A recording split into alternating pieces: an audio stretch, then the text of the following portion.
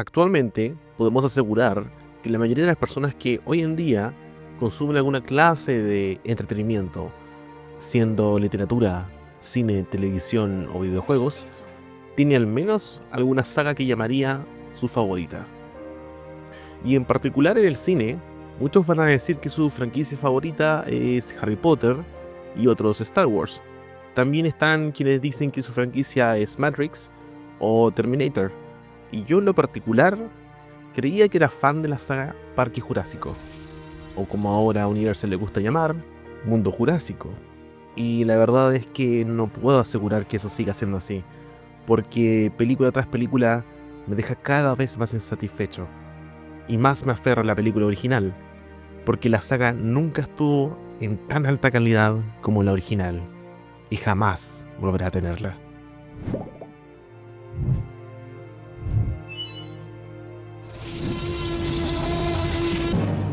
Bestsellers presenta Jurassic Park. 22 horas en TVN. Espéralos. A principios de los 2000, cuando yo era un niño, recuerdo muy claramente lo mucho que me emocionaba cada vez que daban Parque Jurásico en televisión nacional. No recuerdo cuándo fue la primera vez que la vi, pero sí recuerdo que cada vez que había un comercial que anunciaba que la película sería transmitida ese día o los próximos días, a la noche, para mí era un ritual verla. La daban terminando las noticias, justo después de TV Tiempo, y yo estando recién bañadito, esperaba la película acostadito en mi cama. Recuerdo que a diferencia de lo que me enteré con los años, a mí cuando niño nunca me dieron miedo a los dinosaurios, o al menos los de la película. Mi reacción ante las escenas importantes, como cuando el tiranosaurio se escapa o los velociraptores están en la cocina, era más bien fascinación. Me parecían animales impresionantes. De temer, sí, pero también de admirar. En la primera parte de la película, la que nos presenta a estos animales prehistóricos en el parque de ensueño, era mi parte favorita, no hay duda. Los protagonistas eran los dinosaurios. La entrada y presentación de los personajes servía casi como una antesala o una alfombra roja del parque y sus dinosaurios. Y finalmente, cuando todo termina en caos, la segunda parte de la película era para ver sobrevivir a los visitantes. Los humanos, quienes eran los personajes lo suficientemente carismáticos como para sentir empatía por ellos. Y así finaliza la película, con la mayoría de los sobrevivientes escapando de esa isla, y dando a entender que los dinosaurios no iban a sobrevivir solos, ya que, como explicó el guardaparques Robert Muldoon, los dinosaurios no podrían producir la lisina suficiente como para sobrevivir. Pero a mí me gustaba pensar de que sí iban a sobrevivir. Y vaya que sí lo hicieron.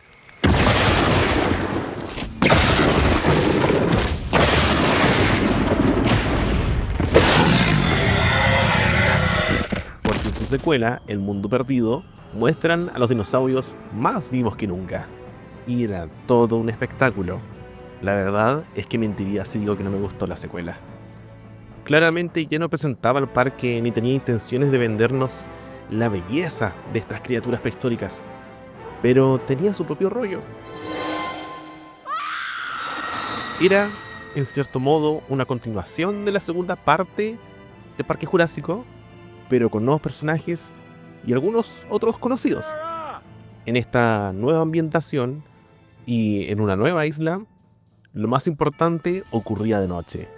Y mi apreciación de niño era ver a estos nuevos personajes sobrevivir a los dinosaurios, que la verdad es que jamás vi como monstruos. No eran monstruos, sino que simplemente eran animales que hacen lo que hacen, tal y como dijo Alan Grant.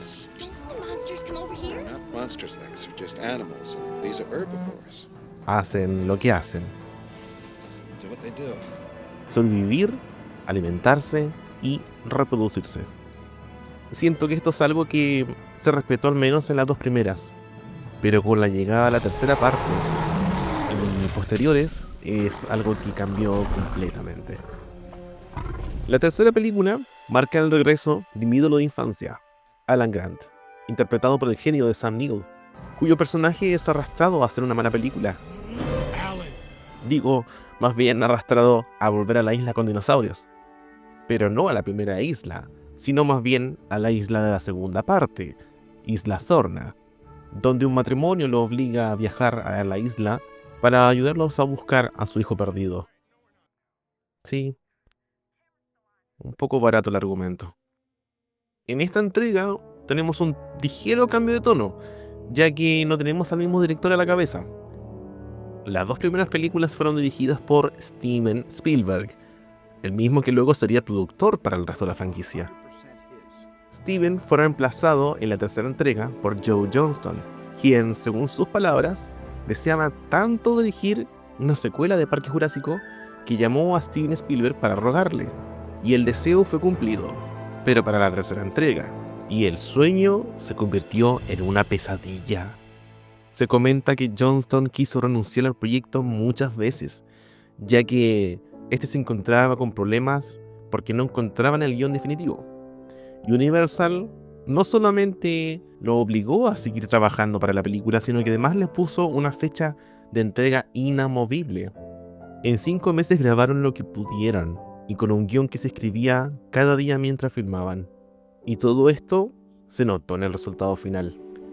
Aún así, es una película que le guardo un cariño especial, porque fue la primera película que vi en cines, cuando solamente tenía 6 años. Aún así, no la llamaría buena, solo pasable. Luego de ese traspié, Universal parece haber congelado la franquicia por algunos años. Aunque, ¿recuerdan los artes conceptuales que empezaron a rondar por allá por los 2000, donde se hablaba de híbridos humano y dinosaurio? Eran horribles. Para el año 2008, el escritor del libro original, Michael Crichton, fallecía. A sus 66 años, el escritor nos deja por culpa de la enfermedad del linfoma.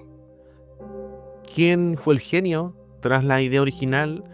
Y parte del concepto de la segunda entrega ya no estaba. Y con él parece que también se murió la posibilidad de tener una secuela con buena historia.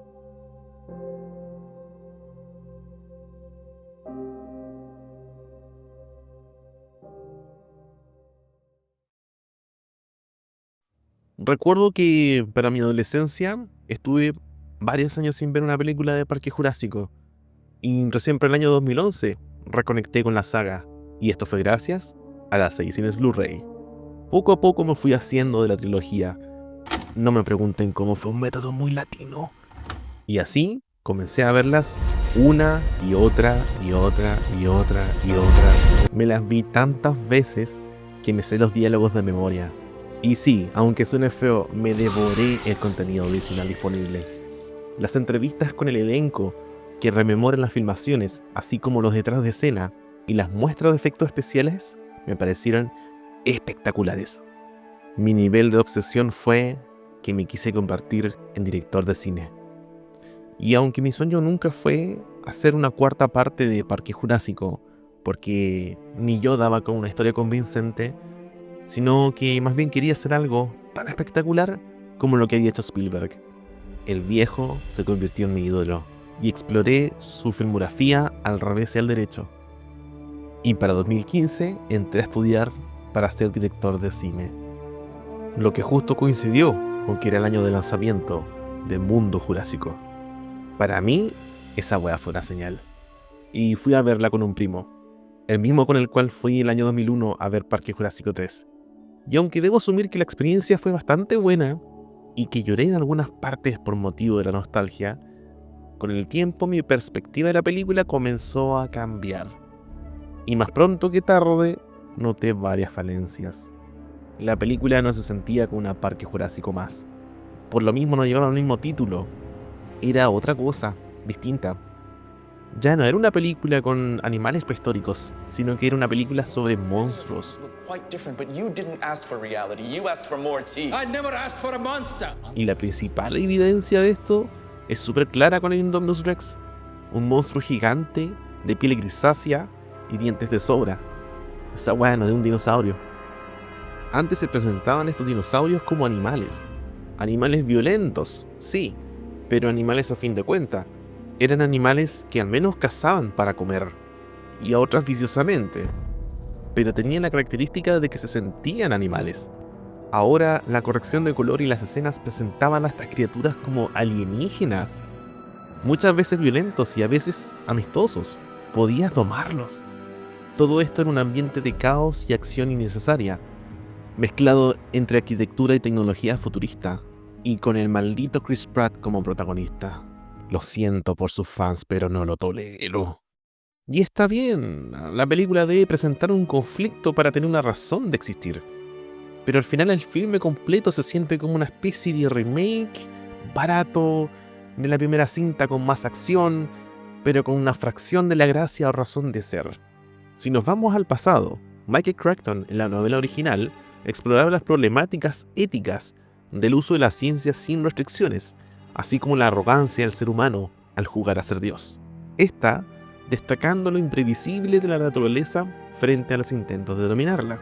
Esto se logró llevar súper bien, creo yo, al filme del 93, y agregándole personajes muy encantadores como Jeff Goldblum, y suavizando algunas escenas para que la película no termine siendo grotescamente violenta. Incluso David Koepp, el guionista, logró introducir ciertas pinceladas de humor, ya que eran los 90, y entre eso incluso un subtexto del viaje de Alan Grant para convertirse en papá. Recordemos como al principio de la película, Alan odia a los niños y al final se le ve abrazado de dos, de vuelta al continente. Esto no es casual, fue escrito. Y por otro lado tenemos las secuelas, que una tras otra simplemente son lo equivalente a una vuelta en una montaña rusa. Hay mucha acción, mucha emoción, pero al final del viaje, cuando te tienes que bajar, no te deja nada. Buscas el siguiente juego y otra vez se repite el ciclo. Y así hasta que te cansas y te quieres ir a casa. Hay muchos intentos de evocar nostalgia y muchas caras bonitas escapando de un montón de dientes con mal carácter, pero nada de sustancia. Cada vez con tramas más tontas, pero que sorpresivamente siguen siendo éxitos de taquilla. Yo sé que para muchos el cine es apagar el cerebro y disfrutar del viaje, y que no toda obra debe ser tremendamente profunda, con un gran mensaje, con tal significado de que cada vez que salgas de la sala del cine tengas que tener una nueva perspectiva de vida. Pero al menos podrían tener un mejor balance entre una trama o argumento con razón de ser y quizás Scarlett Johansson con armas siendo super mina. Si se puede. Ya tuvimos a Laura Dern y Julianne Moore. Aunque también podría haber un Pedrito Pascal de vez en cuando. Si no tiene por qué ser blanco o negro, pero al menos que nos den algo, que con los años podamos mirar atrás y decir, Jurassic World 12 fue una gran película, la voy a ver de nuevo. Porque siendo honestos, ¿cuántos de nosotros hemos vuelto a ver una de esas últimas películas por voluntad propia? Y no cuenta si la vieron en el cable porque uno ahí la deja de fondo. Han pasado 32 años de que se lanzó la primera película, y ya contando con 7 entregas, tengo que decir que como saga me da mucha tristeza. Van 3 películas con el título original Parque Jurásico, y posterior 2015 son 4 películas ya que llevan el título Mundo Jurásico. Y como franquicia, vive como un zombie. Solo existe por la motivación comercial. Y Universal no va a soltar la franquicia, porque vende boletos de cine y de su parque de diversiones, porque vende juguetes, y esa es la principal motivación, vender juguetes. Además que en taquilla son verdaderos monstruos. Mundo Jurásico de 2015 recaudó más de 1.6 mil millones de dólares a nivel mundial, coronándose como la segunda película más taquillera de aquel año, y ninguna de las 2 secuelas siguientes a esa, ya sea Fallen Kingdom o Dominion, han bajado de los 1.000 millones de dólares en recaudación mundial. Y la última entrega, Rebirth, que está en los cines, se ve que se acerca bastante a esos números. Ha sido tal el éxito comercial de esta saga para Universal que no solamente va a seguir ordenando entregas cada 3 o 4 años, sino que además al menos están planificadas 2 entregas más para completar una nueva trilogía, dejando la saga ni más ni menos que con 9 películas. Estas son 8 más de las necesarias, si me preguntan. Aunque quizás 7 si soy honesto con mis sentimientos. Sin duda, Hollywood sigue comercializando la nostalgia, y lo va a seguir haciendo, hasta que las películas o series se conviertan en un fracaso comercial. Franquicias como Star Wars, Misión Imposible o Rápido y Furioso sufren del mismo problema. Estas producciones siempre van más allá, más acción y más acción, donde los conflictos son cada vez más gigantes e inverosímiles. Y en esta era de poco esfuerzo, de vivir de la nostalgia, de remakes, universos cinematográficos y múltiples secuelas, he de decir que, al menos por un largo tiempo, tal parece que la creatividad y las nuevas ideas van a ser algo que escasean. Fenómenos de internet como la masificación del uso de la inteligencia artificial son una gran muestra de aquello. Todo se hace por el menor esfuerzo y buscando el mayor beneficio. Aunque esto es material para otro video, así que no lo voy a tocar por ahora. A fin de cuentas puedo decir que nadie nos va a quitar las cosas con las cuales fuimos felices. Y en particular, nadie nos va a quitar la novela original. Y al menos la primera adaptación del tío Spielberg. Aún podemos disfrutar de las piezas originales. Y si nos aburren, siempre hay algo nuevo por descubrir. El mundo no es tan terrible.